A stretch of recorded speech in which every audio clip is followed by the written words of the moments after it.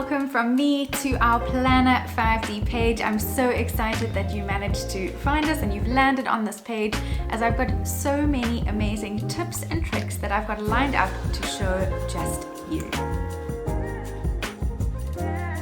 I'm sure by now most of you know exactly who I am. My name is Robin Santini and I have partnered with Planner 5D to give you the most amazing content on how to set up and how to create your designs using Planner 5D.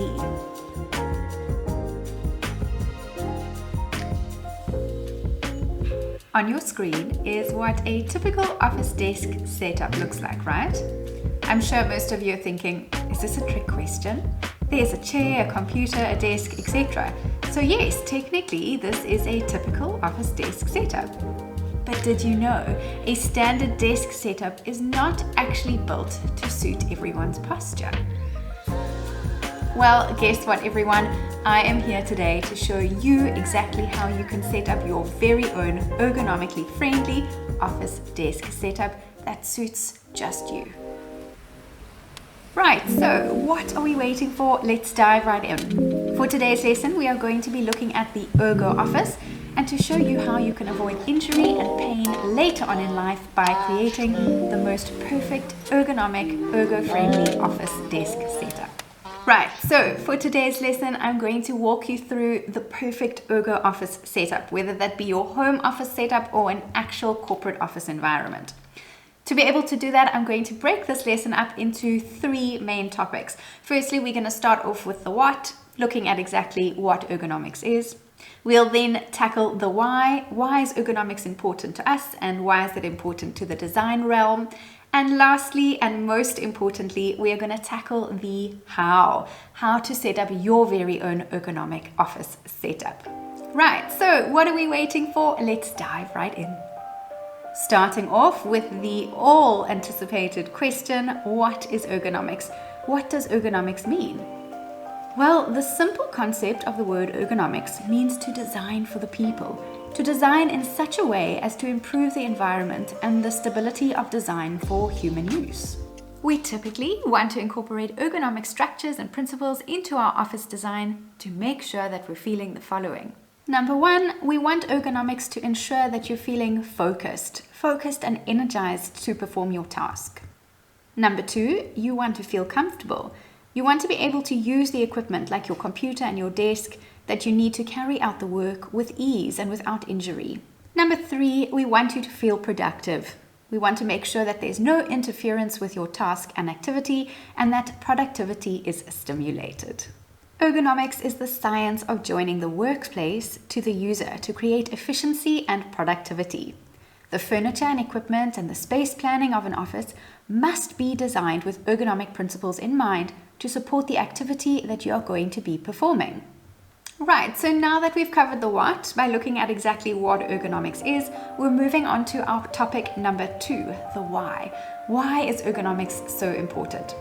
The simple answer to why ergonomics is important to an office environment, or in fact any environment, is typically to boost productivity, reduce strain on the body, and improve overall output. Office ergonomics essentially is in place to improve our productivity. Make sure that we are giving our best and producing the best work we possibly can. However, this is just one or two of the very important benefits that ergonomics helps us or does for us when implementing them into our office environment. Let's take a look at some of the other benefits that you might be interested in when putting together your office space. Here are 5 of the proven benefits of a strong workplace ergonomics process backed by the results of a study conducted in Washington State around ergonomic benefits. Number 1, a reduction in disorders.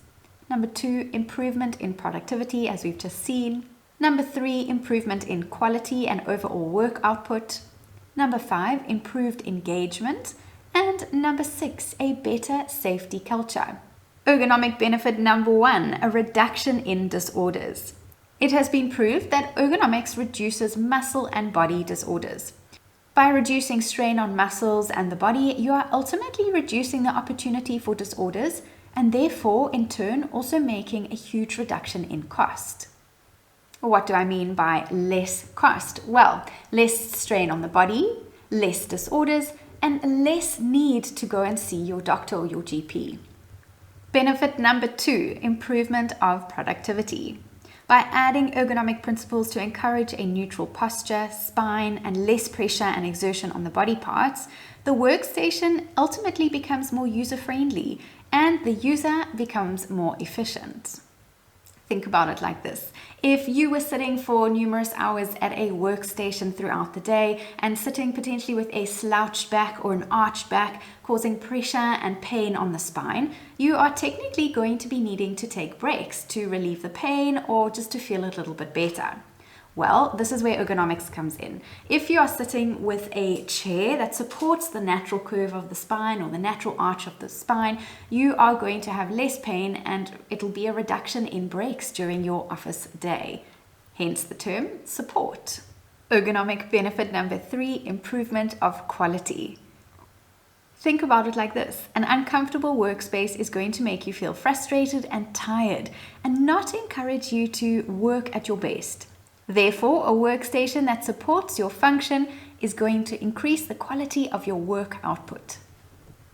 So essentially what we're saying is if your body is feeling supported, your overall work output is going to be that much better.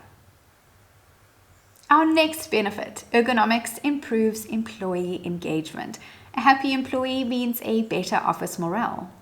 If you have an employee who is feeling fatigue and discomfort during their day, essentially they're not going to have a great attitude towards the work and the functions that they need to be performing within their day. However, the opposite, if you have an employee who's feeling happy and comfortable during the day, it's going to improve general office attitude as well as behavior. Obviously, if we've got a better office attitude, a better morale in the office space, it's going to essentially and ultimately increase turnover and reduce absenteeism. And our last benefit, ergonomics creates a better safety culture. The cumulative effect of the previous benefits of our ergonomic principles and benefits is a stronger safety culture for your company. So, in essence, the combined benefits create a better safety culture in our working environment. After all, healthy employees are an asset to our companies. Fostering a better safety culture within our offices will lead to better human performances in our organizations. Right, so after having had a look at all of our benefits of ergonomics, I think we can safely say that creating an environment that supports the body, supports our functions, reduces stress and harm to the body, and reduces unnecessary movement on the body is going to create an overall more efficient workplace for everyone. Right, so now that we have a solid understanding of the what ergonomics is and the why of it, the why it's important to us, we are diving into our third and final topic for today's lesson, the how. How can we incorporate these ergonomic principles into our office environments? We are going to start you off by looking at some of the key general considerations of ergonomics to take into consideration during the design process when setting up your very own ergonomic office. Here is your very own checklist that you can take note of for future reference. Starting off with space and movement. Then we look at safety. Our next consideration is support. And lastly, light. Right, so let's break this up a little bit further so you know exactly what we're talking about. Starting off with consideration number 1, space and movement. So with this consideration, you want to ensure that there's enough space for you to function as well as keep your equipment close enough to ensure that you can reach it with ease. For example, you want to make sure that you've got your telephone stationary close at hand, as well as space where you're sitting for the person or you to be able to stand up and stretch and move around with ease. Consideration number 2, safety. In the same breath as the above, movement and space, we want to ensure that the space is not cluttered, causing chaos and hazardous environment. Obviously, we want to encourage a safe environment. To be able to do this, we've got to ensure that we design with safety in mind. Design as if we are thinking about how that person is going to be using that space. Our next consideration, support and comfort. So when we speak about support, we want to look at supporting vital body parts such as the eyes, limbs and muscles, as well as the neck, back and arms. And this is obviously going to ensure comfortable working environments as well as an increase in productivity, as we've just looked at. Right, so jumping back to the heading of our general consideration, our next consideration is light. Whether you're working in your home office or from a corporate office environment at your place of work, correct lighting allows us to be able to work with ease. Sight is an incredibly important sense and an element that allows us to take in information. We need to think about how lighting something correctly and appropriately with meaning without glare or shadow to reduce eye fatigue and headaches. This in turn reduces hazards while working or hazards within the office space. Right, so those are your key considerations to think about when setting up an office space. From here, I'm going to give you a step-by-step guide on how you can set up the best Ergo office in almost any environment. Why do we do this? Well, firstly, as we know, to encourage better focus. Number 2, to reduce pain and injury.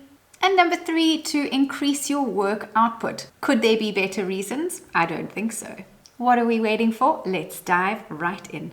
Step number 1, the chair. We begin with the chair, as it's arguably one of the most important elements of support.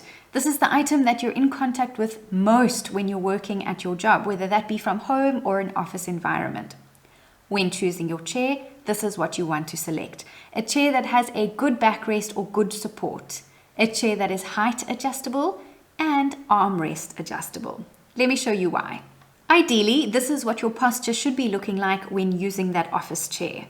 If you already have an office chair, then you should be adjusting your current chair to suit these points, starting with backrest or support, height adjustability, and armrest adjustability. Firstly, with your backrest or your support, the chair needs to support the posture with a solid back support. Do not choose a chair that does not have a firm backrest that is shaped to the arch of your back and curve of the spine. Our next point, it needs to be height adjustable.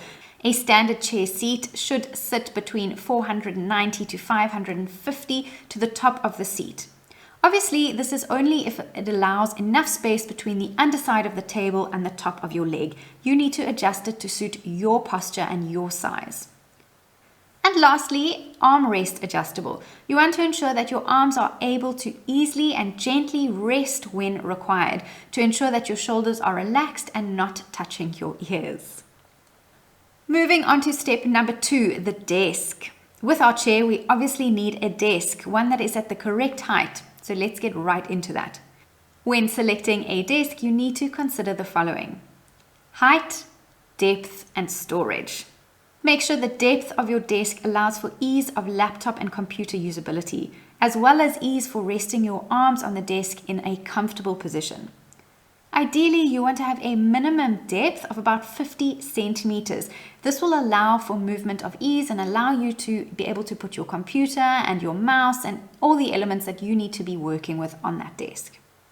And lastly, you want to ensure that there is some form of storage, somewhere that you can store all the clutter to avoid a hazardous space.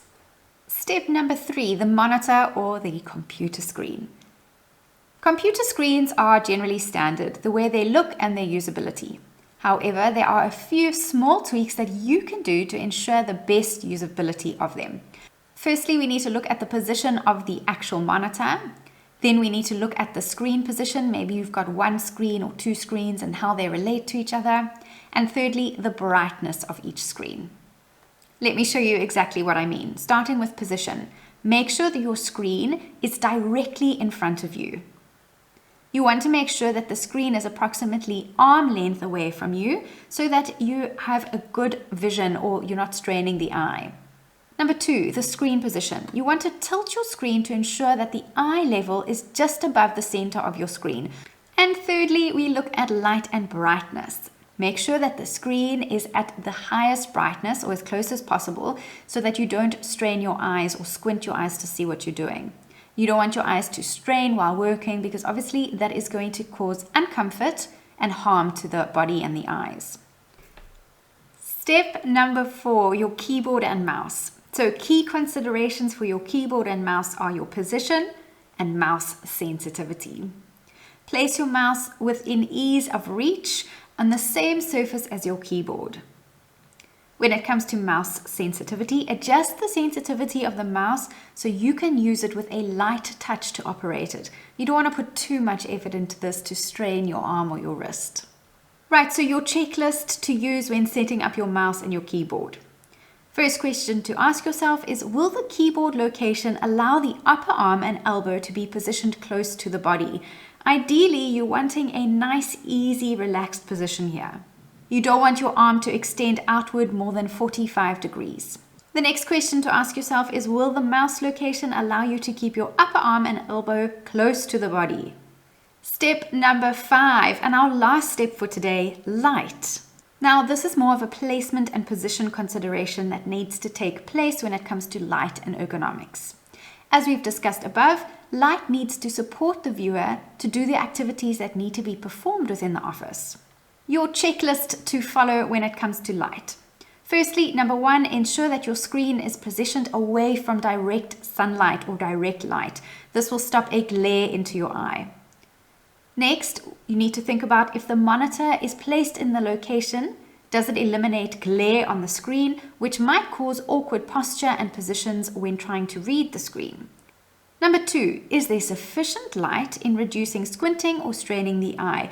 So here what you can do, if there isn't enough light, grab a little side lamp or position your screen under a light fitting or light supply that allows you to be able to read with ease. And lastly, do I have enough task lighting such as lamps or office lamps to assist in viewing small, important, fine detail? Again, add light where applicable. And there you have it, your very own guide to your ergo-friendly office environment. Good luck everyone with your new Ergo Office tips and tricks. I can't wait to see what you've been producing on Planner 5D. Don't forget to interact with me. You can leave a comment in the comment section below and hit subscribe because I've got so many more exciting videos that are up and coming and ready for you. See you guys soon and happy designing.